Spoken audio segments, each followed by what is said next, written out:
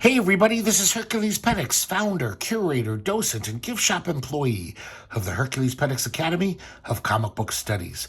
Today we're going to be looking at 9/11, Volume 1. This was a benefit anthology, square-bound kind of graphic novel that all the proceeds of this went to relief organizations that were set up after 9/11 to aid the victims. All the artists contributed their artwork and time, and I think even the printing was donated. It's very eclectic. A lot of huge names are in this, but what other anthology are you going to see J. Scott Campbell right next to Mike Diana? I mean, that's how eclectic this anthology is. So it's really interesting in that respect. Unfortunately, like a lot of benefit comics, a lot of the artists kind of turn in these, I gotta say, kind of sappy, mawkish, comics that are, it's not their best work. Of course, the gravity of the situation, people back then were even talking about how, like, can we even be funny anymore? Is that disrespectful? So, of course, they were hampered by all of these considerations about not wanting to offend, to being respectful to the tragedy. So, like most benefit books, it does suffer from that. But there's some amazing stories in here. It's definitely worth keeping. And even the worst, some of the bad stories, the artwork in so many of them is outstanding. So it's almost like consider just a great portfolio, a great art book, even if you don't like some of the stories. Start off with a beautiful cover by Eric Drucker, the great woodcut inspired artist. Really nice stuff from him. It's rare to see him be so colorful in his art. It looks great. Got the contents pages. And we start off with P. Craig Russell. That's a nice way to start off a book. He's adapting the World War I era poem In Flanders Fields, which was written by a Canadian Lieutenant Colonel John McCrae, who died in France. Made it through most of the war, but died. And this is just P. Craig Russell contrasting the lines of the poem with the events of 9/11 and even the aftermath of it. Just, once again, beautiful P. Craig Russell art. The guy doesn't know how to do anything different, otherwise. His art's always beautiful. And his storytelling is always great, too. We have a pinup from Eric Powell of Goon fame, and nice art. But once again, this is, I hate to sound like an insensitive dick, but some of this stuff really just seems sappy and mawkish to me. I lived through that time. It was, my heart was going out to those people, but also I wouldn't have made art like this if I was an artist, to be honest. God, I sound like such a jerk. I'm sorry, but some of this stuff is really sappy. This is John J. Muth of Moonshadow fame. This is kind of a little more complex. Basically it's called Prayer. I am the son whose mother is lighting a candle beneath a photograph at a New York City firehouse. I am the daughter of a man who hijacked a plane in the name of Allah. I am the Palestinian boy whose father was killed by Israeli gunfire. I am the soldier who shot him. And it goes on like this. Basically, showing the universality of mankind. That when I reach out to touch your face, I touch my own. We're all in this together, no matter what our differences are. This is an interesting take. David Chelsea. Haven't seen him in a long time. He tells a tale about the World Trade Center that has nothing to do with 9/11. Back in the late 70s, this aerialist and juggler, he almost like did this spy mission. He cased the World Trade Center for days. The security back then was pretty nil. And him and his friends, they shot a trapeze wire across the two towers.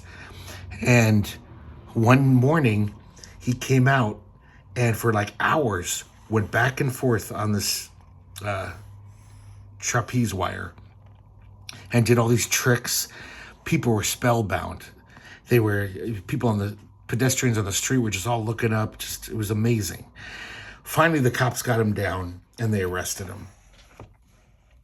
He was basically charged with like trespassing, criminal trespassing, disorderly conduct. And you could tell, obviously, the judge was sympathetic with him, thought what he did was kind of nifty, because he sentenced him to entertain the city's children at some further date, which he did. They set up a little event, and all the kids of New York City were invited to come for free and watch him do his tricks. He has a nice quote. After 9/11, the now 52-year-old Philip Petit promises, "If they are rebuilt, I will dance across them again." I thought that was a pretty nice quote. Yeah, David Chelsea just, his art is so, I don't know, weird and old-timey. I mean, look at that logo. That's like total Winsor McKay. And very odd little splotchy coloring, which I think is intentional. I think he likes that. Now we have a Kevin Nolan silent two-pager. This is pretty nebulous.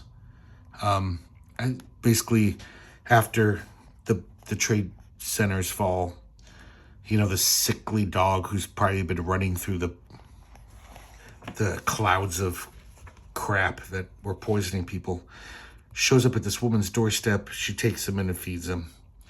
Kind of just showing that, after 9/11, people were nicer to each other. Mind the Gap by Paul Sloboda. I'm not familiar with this cartoonist. And this is the same theme. Basically showing how the one silver lining of this horrible event was it made New Yorkers be friendlier, and but some people just went the other way, and they didn't want to leave their house, and they basically were very untrusting after 9/11. This one's called Sacrifice by Paul Chadwick, and this is about the guys on the plane heading, the one that crashed in the field, because they knew what was going to happen. For decades, people always said if a plane is hijacked, just do what they say. They used to just safely land. And this was a whole new thing, using planes as weapons. So these guys on their cell phones found out what was going on, and they were like, we're going to die anyway.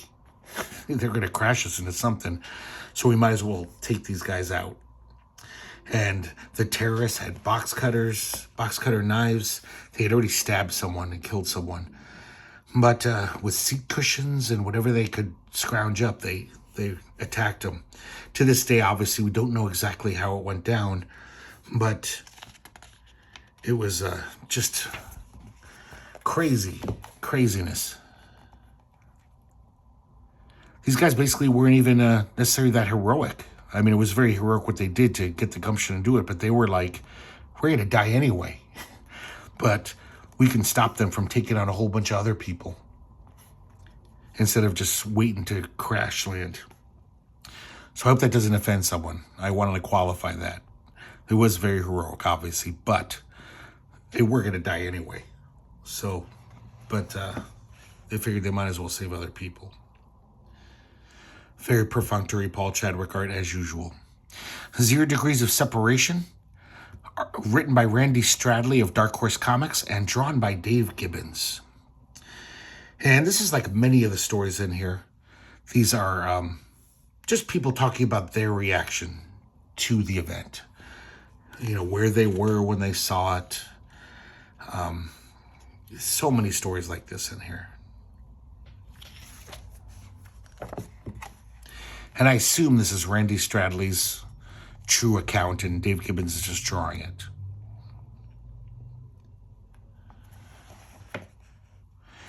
Uh, 3 Second Impact by Scott Morse. And this is just another one about someone's reaction. This one's kind of dumb, lunk-headed, though. Because he's basically the guy, I assume it's Scott Morris, watching TV. And he sees a little kid in Afghanistan who says, I want to kill the Americans. I want to eat their skin. That's how angry they were at us. And this kid is, this guy is remembering as a kid, he says, I never wanted to eat anyone's skin. And I never wanted to eat anyone. What's his problem? And it's like, well, you didn't grow up in Afghanistan. You grew up in America, all safe and sound. And, America was going around the world, stirring up shit all the time. So you might have a different opinion. Here we have a one-pager from Phil Elliott. Pretty nebulous. Just once again, someone reacting to seeing 9/11 on TV. It's called After So Many Deaths I Live and Write. It's a quote from George Herbert. This one's by Leland Myrick. Unfamiliar with this cartoonist. Pretty nice cartooning, though. I like this style.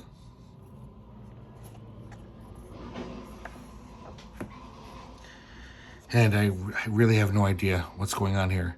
Seems like this old-timey sailor and a woman, and they're doing poetry.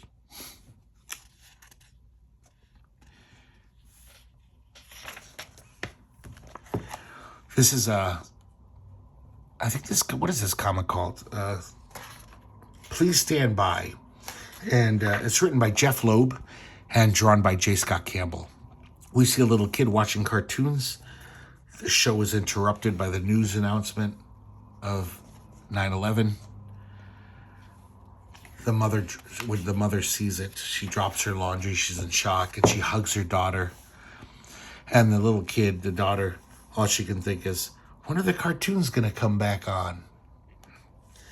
So, kind of an interesting take on it. The kids don't really get it, This is a pretty nice pinup by Carlos Meglia, though I'm not quite sure what it's saying. It seems like a very rousing, patriotic call. And we just see all these Americans getting very patriotic after 9/11. I know I don't want to sound like a total, libtard, but I don't know. I find this insidious. It's all white people. And there's even a priest right in the front with his Bible. And we see a hard hat guy, which back in the 60s represented, far right wing views, So this rubs me the wrong way. It's really nice cartooning. I kind of like this guy's manga inspired cartooning. But, I'm probably reading too much into it. God, I think I'm going to get lots of nasty comments for this video already. I'm sorry, guys. I don't usually even know what I'm saying that comes out of my mouth. I babble a lot. But I got to say, this is how I feel. It's all true feelings. A nice page by Mark Martin. Mark Martin can't help but be goofy. But it's for a righteous cause, his goofiness. We see these cute characters. This very evil wolf with all these bombs says, pull my finger, and he blows everyone up. The nice little critters are in heaven. And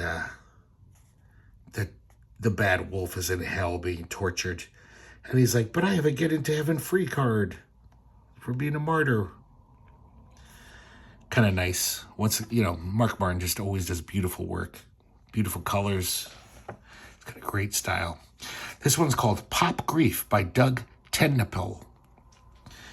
And I think that's the guy, he created Earthworm Jim. He's a very kind of famous guy. And this is about a guy who's realizing that after all of his friends are freaking out about 9/11, worried about the people in the buildings, that he found himself strangely not feeling it very strongly. It's like, what's wrong with me? But then he puts on the radio. He's all by himself late at night, and Let It Be comes on by the Beatles. And he breaks down crying. I can kind of relate to this. I've had moments where I was just one song will open the floodgates of my tear ducts. And something I was kind of like, how come that didn't really affect me? And then I'll hear some song and I'll be like, it'll all come out. Here we have a nice pinup by Lionel Francis Yu. Always does pretty nice work, that guy. Here we have the Mike Diana story, Massacre, and he gives a true eyewitness account. He lived in New Jersey at the time. As soon as the attacks happened, he brought his video camera up and started filming the Twin Towers. He also reminisces about being a little kid growing up in Florida. He actually witnessed the Space Shuttle Challenger explode. His whole class went out to see it as a field trip. So these little kids were watching and they saw the whole thing. And he saw that, noticed that people were quickly making jokes about the astronauts. And, so he's wondering, like, is that same thing going to happen now? Will there be World Trade Center jokes?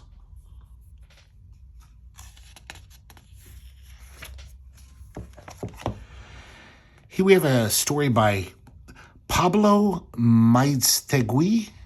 I'm totally butchering that name, I'm sure. And art by Francisco Solano Lopez, the great Argentinian cartoonist. And we just see two guys who are trapped under the rubble and they're running out of oxygen. And we see the firemen above ground who are slowly digging, and they probably won't get to him in time. Here we have a story and art by Darko Makan, the Yugoslavian artist, and inks and lettering by Robert Solanovic. And just some goofy commentary. Kind of nice cartooniness going on here. But this guy's talking about how violence is so wrong, and his little kid's trying to get his attention, and then he slaps his kid and continues to talk about how violence is wrong. Kind of dumb. Here we have Trina Robbins writing and Ann Timmons drawing. They were partners at the time, creative partners. They had some comic called like Go Girl or something. Ann Timmons is, I don't know, let's say perfunctory. And this is another woman talking about how she's annoyed at the new TSA regulations at the airport. She can't bring her nail clippers. They confiscate them. And she's talking to this old lady who's talking about her son. And then she realizes that she's heading to the memorial service for her son who died in the Twin Towers. And the woman realizes she was being frivolous. Man, there's some cross-eye business going on there. Here we have Dave Cooper of Weasel fame.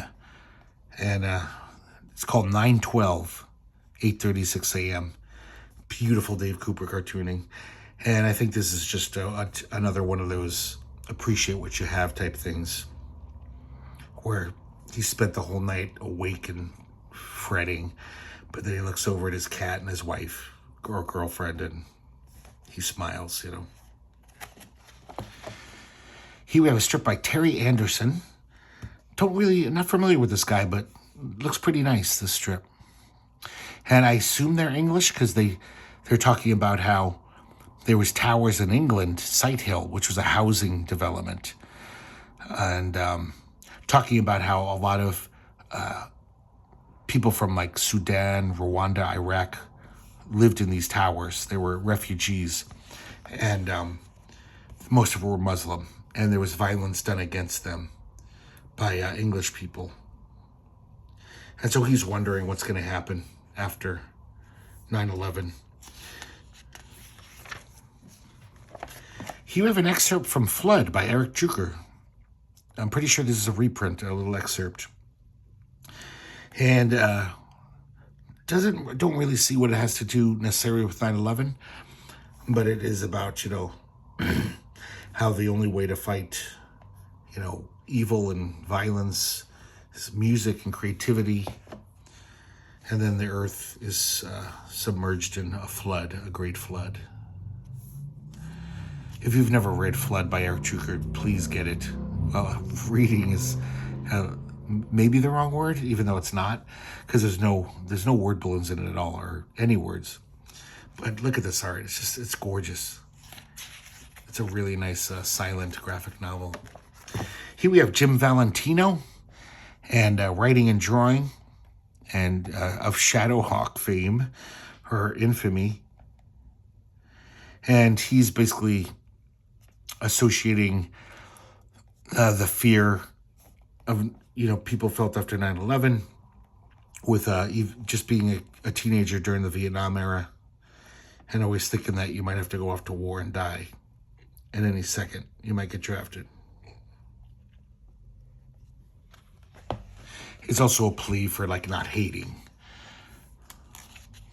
This is, next story is Jamie S. Rich, writing, China Clugston Major drawing. They were he's the editor of Oni Press, and she did lots of kind of mod-inspired comics, like Blue Monday and stuff. But she has a very manga style, as you can see. And this is basically just another one of those strips. Kind of, I don't know. To me, it's almost narcissistic. It's like, oh, how did I get through 9/11? It just rubs me the wrong way. So basically, over the internet, these guys offer each other love, and it makes everything okay because they're all freaking out over 9/11. Oh, this is beautiful. Dave McKean. This painting. It's called Reason. Let you look at that for a little. Kind of continues on the next page. This is odd. Roger Landridge contributes a Fred the Clown cartoon. And, even Fred the Clown is always zany, goofy hijinks. Hijinks-filled comics, So it almost starts off like a typical one. But then obviously we see this radio. It's, silent. We don't see what it's saying, but it's obvious. It's talking about 9/11. And he rips up his love letter to Mrs. Funut and just sits there in grief. So once again, great cartoonist, pretty funny guy. But, you can't be funny after 9/11. So it's kind of hard. Uncertain Process by Joe Casey, writer, and Sean Phillips, artist. And this is just a little character piece about this guy, Thomas Healy. He's a financial consultant. And he's basically talking about 9/11 as just another business week. Like, oh yeah, the airlines, stock in the airplane industry is going down, but munitions are through the roof. And he's fretting about he's got to go to New York on a business trip that can't be canceled. And he's just like, how can I even, he used to live in New York, so he loves it. He's just like, how can I even see New York with the, gaping cavity in the skyline?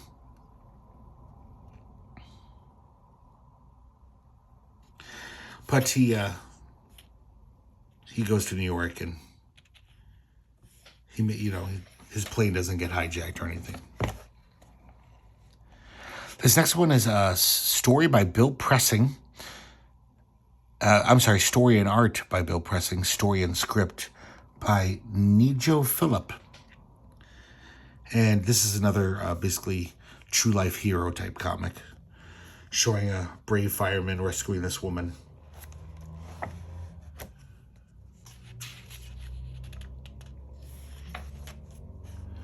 Pat Moriarty contributes this pinup. Dear God, Allah, Great Pumpkin, please stop the cycle of hatred.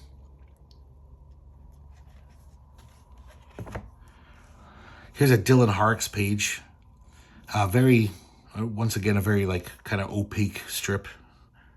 It's almost just like a poem, a prose poem. He's hiking with his family. And it's just very nebulously tied to 9/11.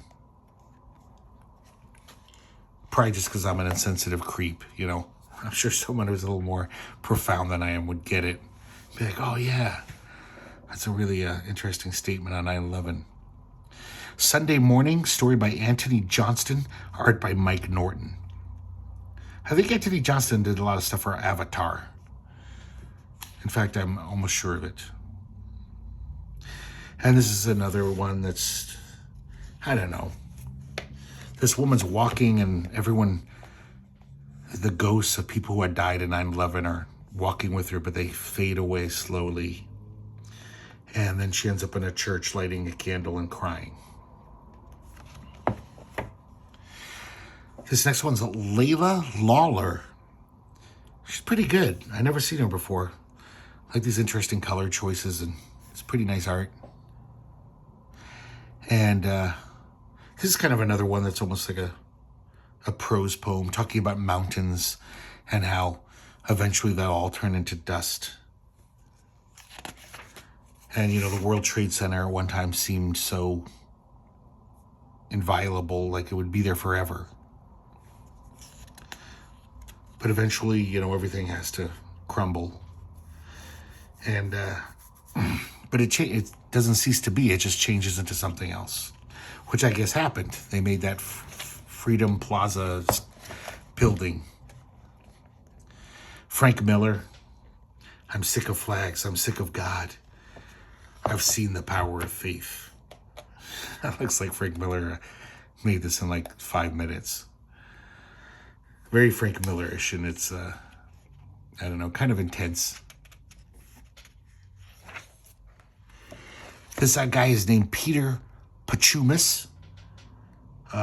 Looks like I don't know, an artist who's not quite there yet. He's kind of got skills, but these faces are kind of eh. And this is another someone talking about how they experienced 9/11.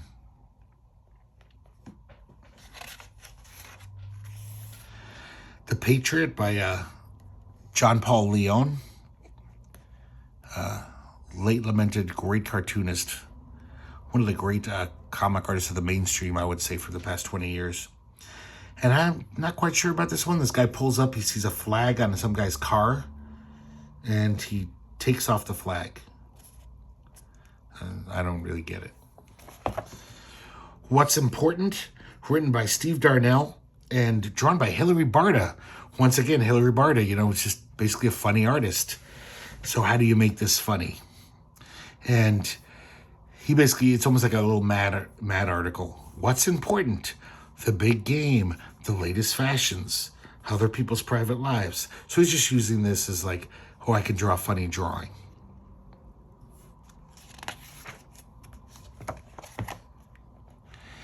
And there are just more goofy things.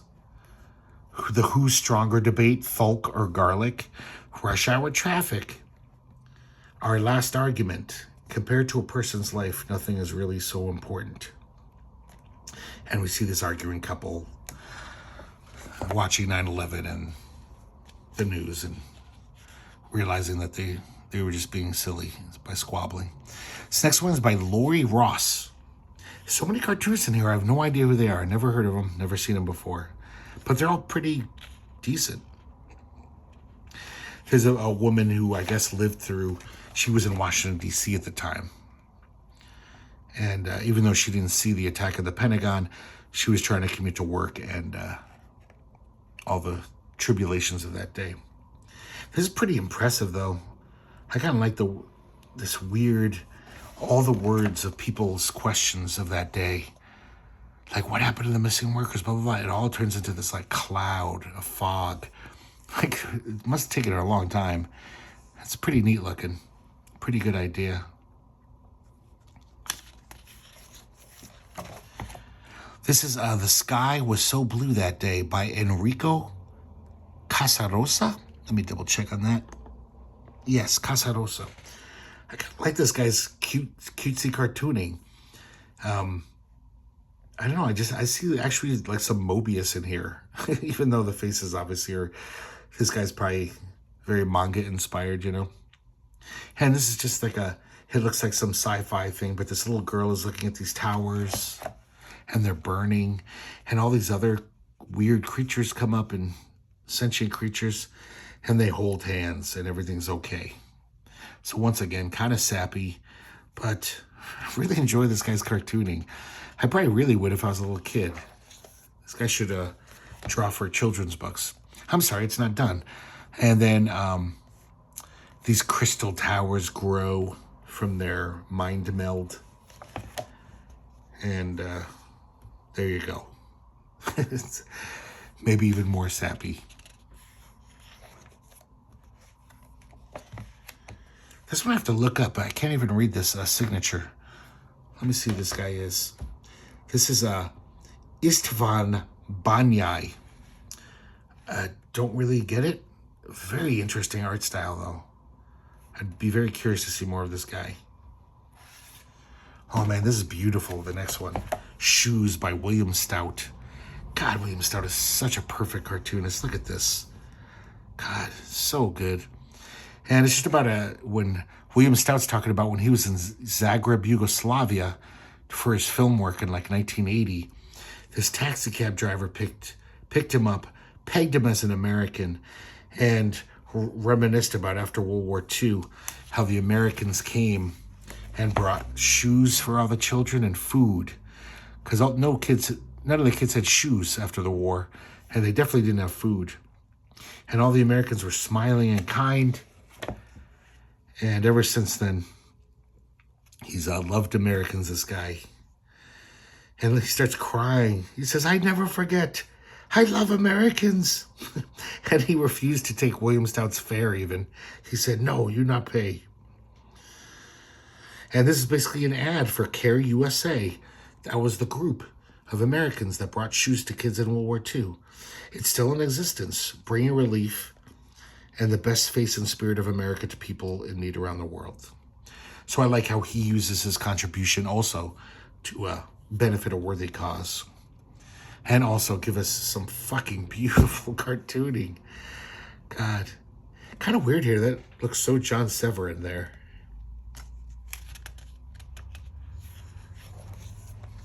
We have a Jim Mahfood story talking about his Arab heritage.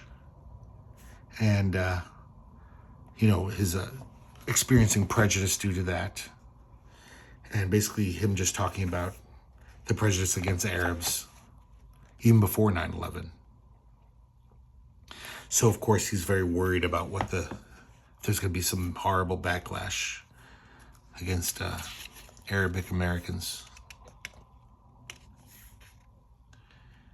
Not a big fan of Jim Mahfood's art, I gotta say. I know he's changed his style. His recent stuff looks pretty good to me, but that whole hipster cool style he had, was Here's John Snyder, though you'd never guess. John K. Snyder. And it's called A View from D.C. Once again, this is not only someone reminiscing about their experience during the event, but also like a very patriotic endorsement. Oh God, speaking of that, this one's by David Alvarez. And this is like should be airbrushed on the side of a van or a pickup truck. We see this eagle flying. He sees the smoke. I wonder if this guy's an animator. This looks like storyboards for animation and very cartoony. Kind of nice art. I kind of like it. His cartooniness. And the last page is a flag, a tattered flag, and the eagle screaming on this rock. Like that's got to be airbrushed somewhere. This next one is Marty Noxon, writer, Mike Huddleston, art. And this is pretty much another one showing like how kids just don't get it. We see these adults and they're, talking about, oh my God, if he didn't stop before going to the World Trade Center that day, he would have been dead. Or I'm sorry, and then in her case, this woman, it sounds like her husband died because he stopped to help someone while he was fleeing and got caught in the rubble. Pretty sad, little tale. The kid said he's not gonna eat until his father comes home. I'm sorry, he's not gonna go to school until his father comes home. And the mother's like, I explained to you, Daddy's not coming home. It's pretty sad shit. Oh, this is amazing. Rick R. Sikoriak does his typical kind of parody thing. The New York Report, late September edition. And it just looks like a newspaper, with all the comics, kind of a Ripley's Believe It or Not type panel, but it's all relating to 9/11. And we even have a Dear President Bush advice column, a word jumble, word search, a little quiz, 12 peanuts.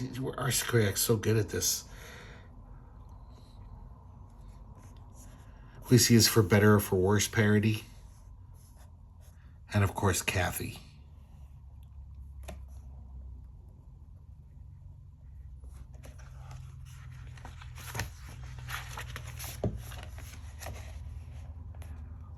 Which one is real? Words by Bob Harris, pictures by Gregory Ruff. And he's just talking about that dichotomy about how, you know, before and after 9/11, some people, they really surprised you. Which one is real? The George W. Bush who spoke at Bob Jones University appealing to Southern racists, or the George W. Bush who invoked benevolent Allah before Congress? That was pretty surprising when he did that. And then, you know, talking about Jerry Falwell, talking about... So this one's pretty pointed. This isn't just a... You know, this is a pretty complex look at the situation.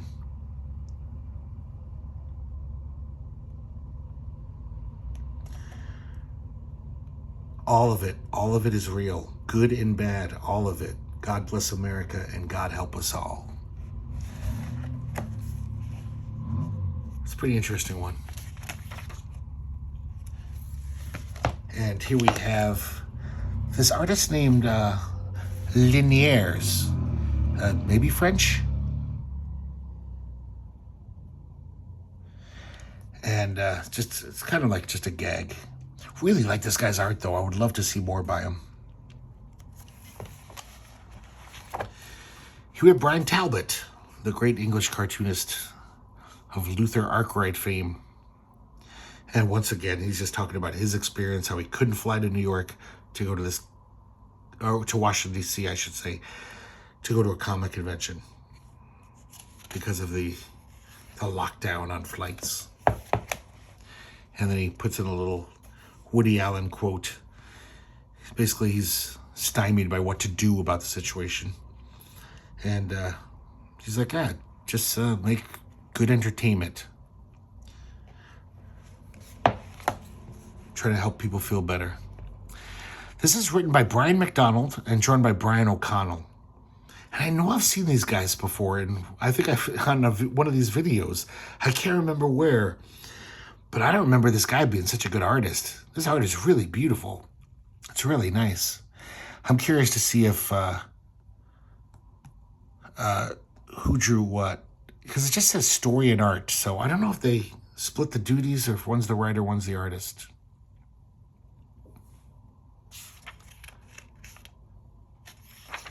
Talking about how all of us are Americans, no matter where we came from. I love this quote. I never heard this before. Martin Luther King once said, "We came to America on different ships, but we're in the same boat now." It's a good quote. Very true. This is a really interesting cartoonist. Once again, never heard of him. Lark Pien. And that kind of really don't get it. It's kind of goofy. But I really like this cartooning. Some interesting stuff. Will Eisner contributes just basically a blurb and a little sketch.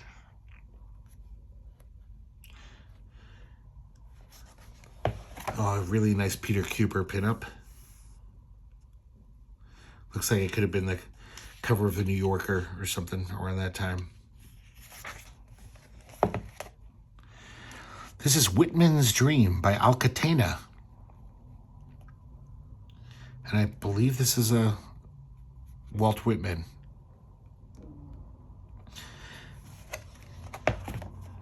And now we have writers Marie Crowell and Dan Jolly. And once again, Eric Powell does the art. I think he's the only artist in here who has 2 contributions. And this is another tale of worrying about a loved one during 9/11. This woman, her father works at the World Trade Center. I'm sorry, he works at the Pentagon. So all day she's fretting about him, even though they're kind of They don't have the best relationship. And then he finally calls. She's very relieved. This is a really good-looking comic here. Mitch O'Connell. It's called Wake Up. And totally Mitch O'Connell's retro, hip, cool style.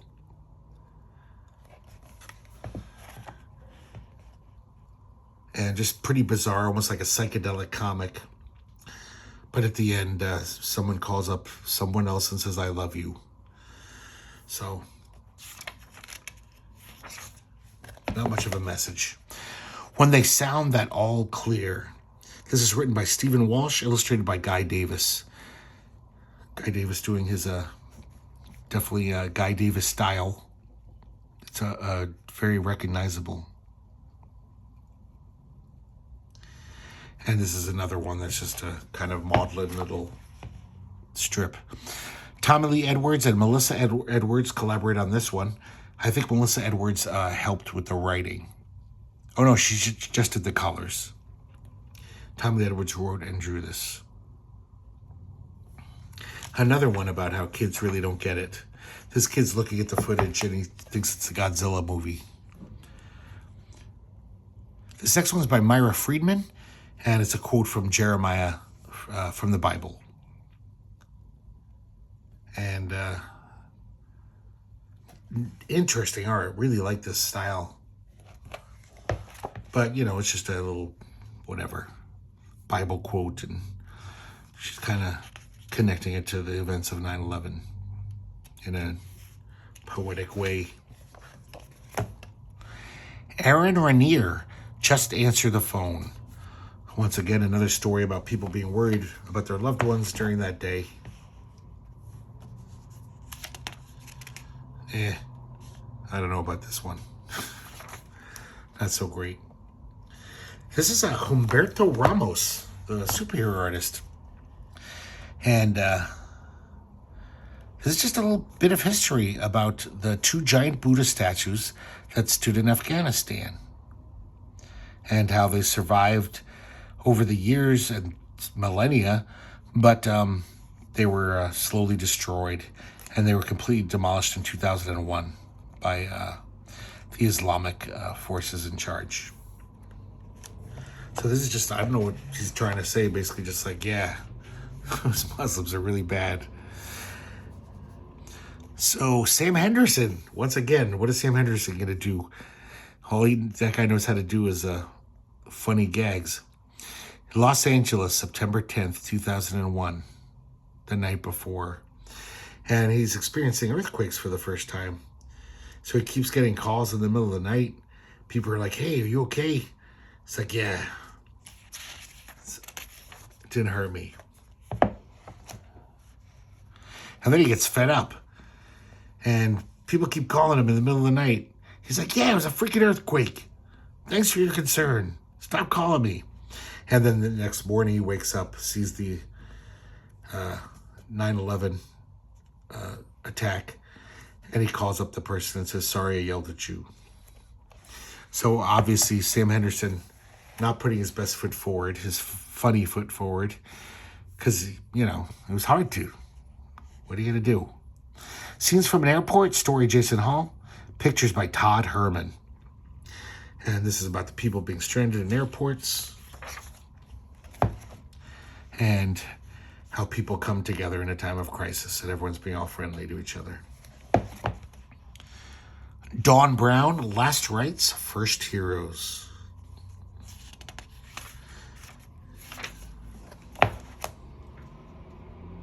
Oh, I'm sorry. That's it. It's just that pinup.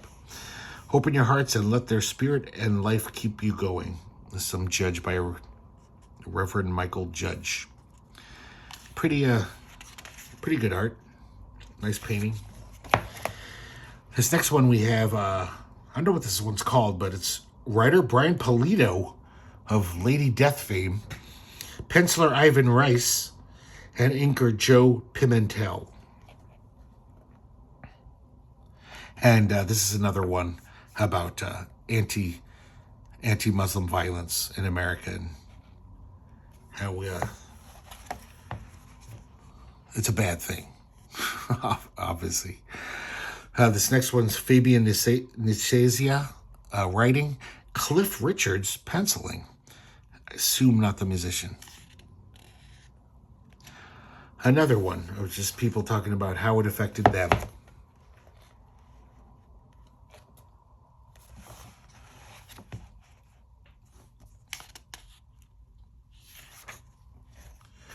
This next one is Close to Home by Chris Eliopoulos.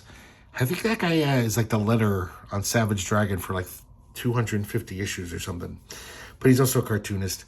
And here's another one about this guy talking about how it affects him. This one seems really kind of narcissistic. How he's like, that was my wedding anniversary.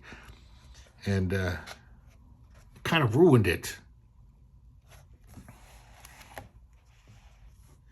So, yeah, like many of the stories, just what you did that day. Jersey City, New Jersey, A Night of Remembrance by Rich Hedden. I don't know. Kind of worthless, I'm sorry. And Davide Fabri contributes Maybe Next Year. And this is almost like the science fiction thing, like showing what America could have looked like. And we see this little kid getting ready for school. He puts on his flak jacket. Everyone's driving tanks now instead of cars. And basically there's bombings every day. And the world is just a cold, gray place. And this little kid says, can we go to the park? And the mom's like, maybe next year. It's still not safe, I guess, to be in a park. That's how everyone's so vigilant and scared. This is a really beautiful piece. It's by, once again, an artist I'm unfamiliar with. And their name is Tsuneo Sanda. Just really like this. It could be some great 70s album cover or something. Pretty nice, pretty beautiful. 1976 by Baton Lash. And basically Baton Lash is talking about how he was an unpaid extra in the King Kong film, which, of course, the climax of that film takes place at the World Trade Center.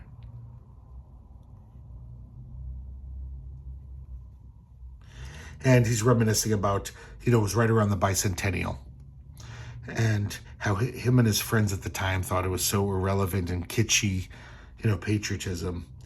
But now he's changed his tune after 9/11. Beautiful Mike Mignola artwork. NYC, 9/11 one and after.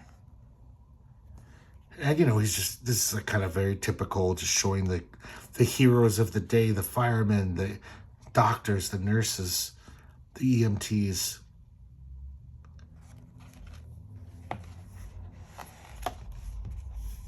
Just no words. It's almost like a visual poem, God, I love Mike Mignola stuff. This one's by Brian Biggs. He used to do stuff for Fantagraphics. I haven't seen that guy in decades. And this is another one about how, we've got to come together. Love your fellow man.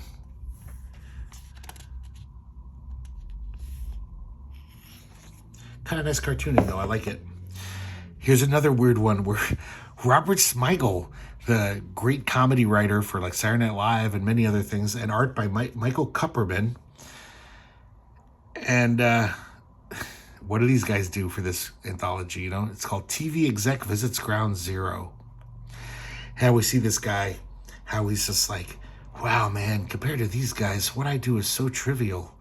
This is the real deal. These rescue workers and everything. And then when some police officer says, hey, you can't go past here. And he gets all uppity. He's like, do you know who I am?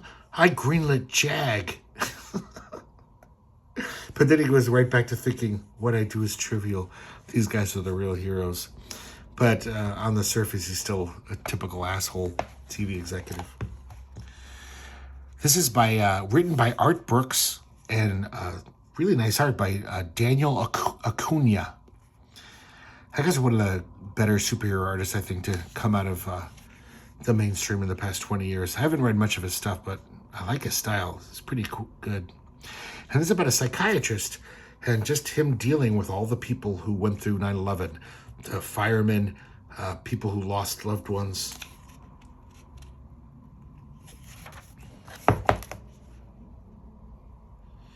And he's trying to console them any way he can.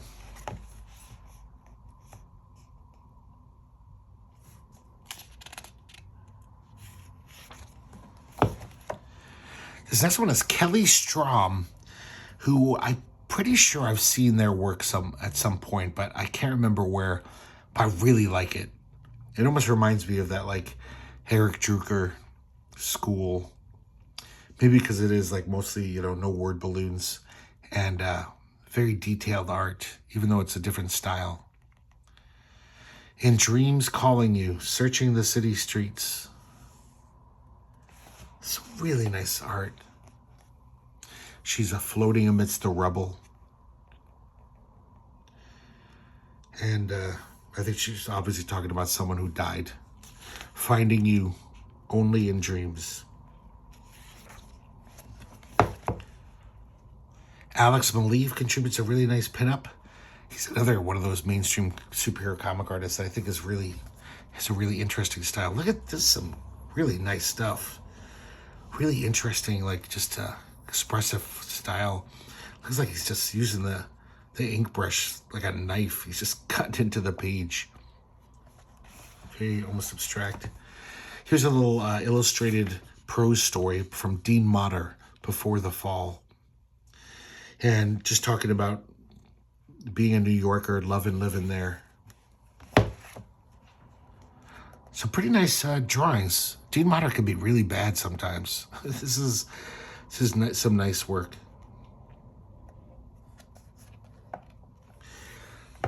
So he's just basically, this is like a love letter to his old neighborhood in New York City.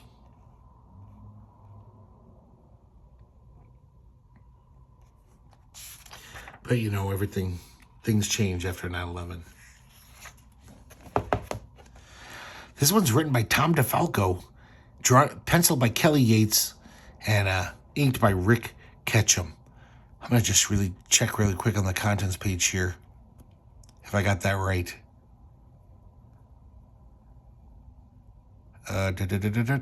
Yep, that's right. And this is another one of the, of course, coming from Tom DeFalco, longtime Marvel guy. He basically talks about how these guys they're like superheroes, these firefighters.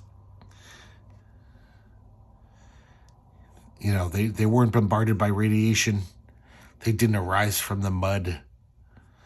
But they still, even though they're just human, they're these amazing heroes. This is so Marvel. The last caption actually says, "And here there be heroes." I really like this very primary coloring on this. This looks like the perfect coloring for a superhero comic. Here we have Becky Cloonan, and kind of almost like a little prose poem too. Another basically plea to love each other. Boring. Sorry. I've already made myself into a jerk this episode, so I'll just keep going. I'll keep pushing it. This next one is story by John Ostrander and art by Mary Mitchell. Never heard of Mary Mitchell. John Ostrander, you guys probably know from Grimjack and Suicide Squad, many things. One of my favorite mainstream writers of all time. Mary Mitchell, unfamiliar with it. It's pretty nice artwork. Another tale of someone being rescued by a firefighter and being very grateful. Mike Getziv, pretty interesting drawing. I never heard of this guy before. Pretty nice. Steve Niles writes this next one, and Paul Lee draws it.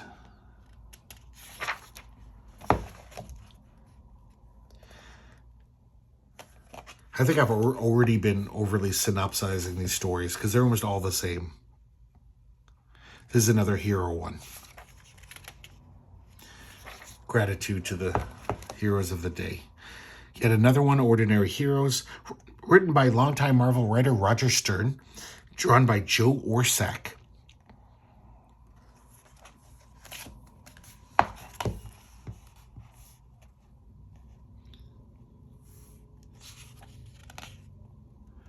This Joe Orsack's pretty good.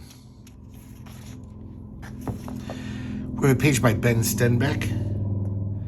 A very pretty nice art. Not really sure what the message is. I mean, I guess all religions are equal, or they should all get along or something. And this is written by, this next one's Stephen Baines, writer, Guy Burwell, drawing.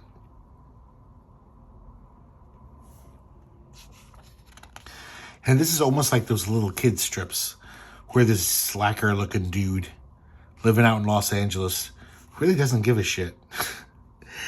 And people are calling him, leaving messages. His mom's all worried. And he basically just turns on Leave It to Beaver. Says, I don't even want to think about this shit. This one is probably the biggest stinker in the book. Tatiana Gill, really badly using this computer art program. The colors are wretched, and the art is, you can actually see the little pixelated lines. This looks really crappy. And once again, it's just a useless story, if you will. A story with quotes around it.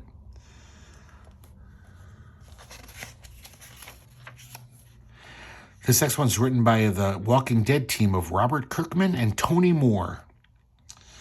And not much to say there. Another kind of sappy message. In the House of Light, Mike Carey, writer, Mike Collins and Lee Townsend, art.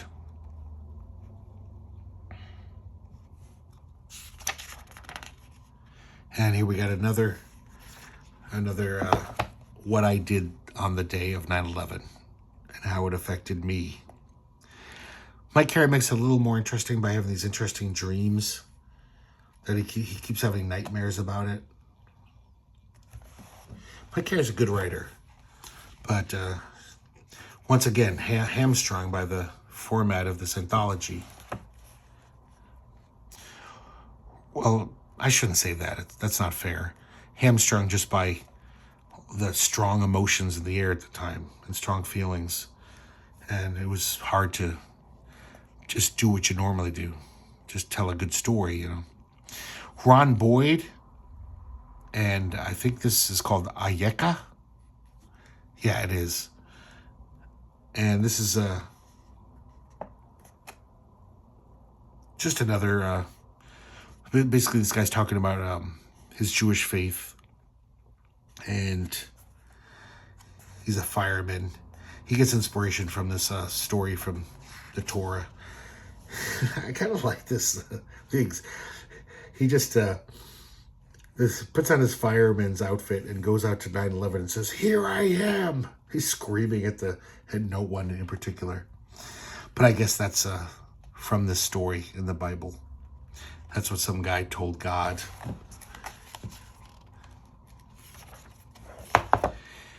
This is written by Jay Torres, drawn by Steve Ralston. Let me double check on that. Yes. And another What I Did That Day story.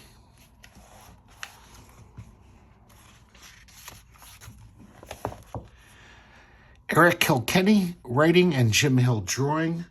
Yet another What I Did That Day story. Also, you know, being worried about your loved ones.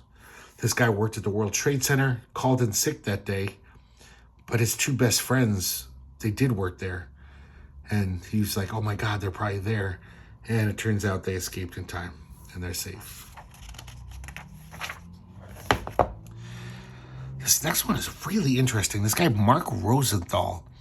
And I don't think I've ever seen this guy, but I really want to see more of his stuff.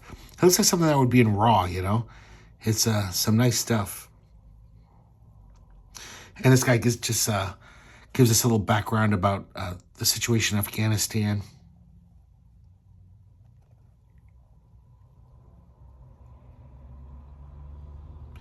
And he talks about how America sent a lot of relief packages to the Afghani people.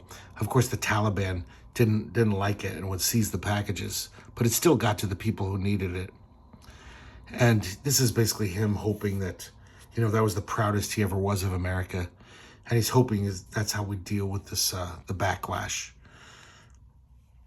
with, love and helping the people instead of just bombing the shit out of everyone. This guy's a pretty nice cartoonist here. Looks like he probably draws for kids' books. Jose Luis Agreda. And it just shows all these children of various nationalities and faiths frolicking on the beach, showing how we can all get along. Tony Millionaire contributes this one. News with your correspondent, Terrence Ross. Brought to you by Tony Millionaire. And this is just some weird Tony Millionaire-ness. Millionaire business. And he's talking about the big news story is the Pentagon has a new bomb that just releases apple seeds so orchards can grow. That would be nice if it was true. This is by this artist named Guarnaccia. This is not a bomb. A little Magritte. Tip of the hat to Magritte there. Here's Stan Sakai of Usagi Yojimbo fame. Just talking about his love of New York City. How the last time he was there, he saw this amazing skateboard stunt man do these amazing tricks. And Stan Sakai is now worried about this guy. Hopes he's okay. Stan Sakai's got such a nice breezy little style. That Day. Story and art by Mark Crilly. I think he's the guy who does Kiko.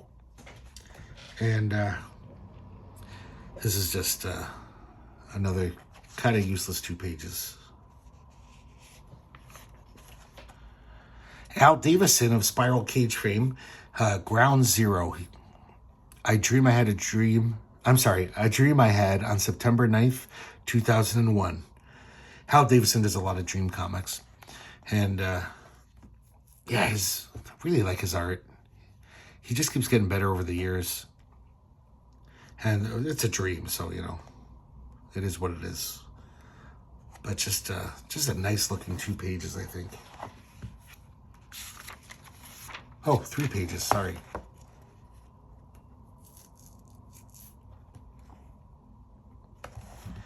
And this is the reason to keep this book. No matter how annoying some of the stories were in here. This is information written by Alan Moore, drawn by Melinda Gebbie. And this is so good, this story. Almost every time I get to the end of it, I get a little misty in my eyeball region. And, it's just very typical Alan Moore, very clever. Matter is energy, energy is information, everything is information. And this is a horrible image. We see he basically says, this is what entropy looks like. Not much energy, not much information. It's rubble. And we see this hand, a dead hand poking out of the rubble. The jutting hand holds little information. Dust covered, its race, age, gender, none of these can be determined. It could be anyone.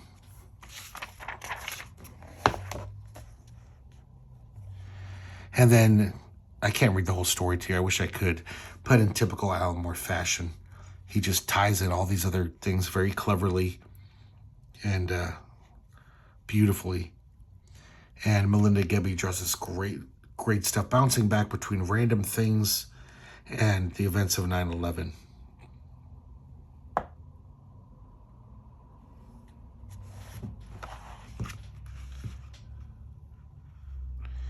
Talks about the Jerry Falwell thing, But just how sad it is that fucking turds like that will take a situation like that and use it for their own ridiculous, stupid ends.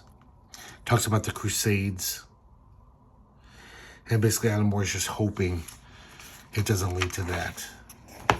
That everyone will be so angry at Al-Qaeda that it'll turn into some kind of crusade / jihad.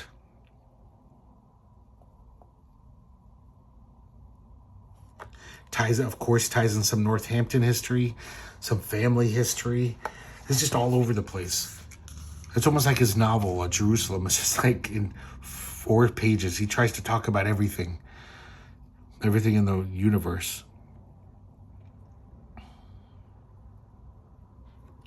I like the story of Al-Qaeda as like of Osama bin Laden as like a James Bond villain. But he's like, yeah, we got to stop looking at people as supervillains. It's not a comic book. There's historical motives, economic, political motives behind everyone's actions.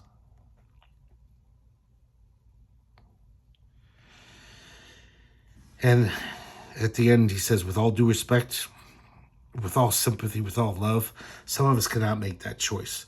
Are we with the terrorists or crusaders? No, we're with you, whoever you are. Squeeze once if you understand.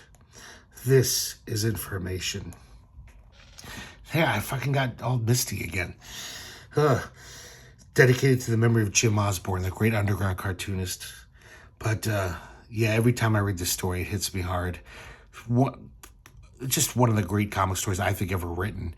You know, Alan Moore, he's got a lot of those on the top list of great stories. He's probably got half of them, but this one's amazing.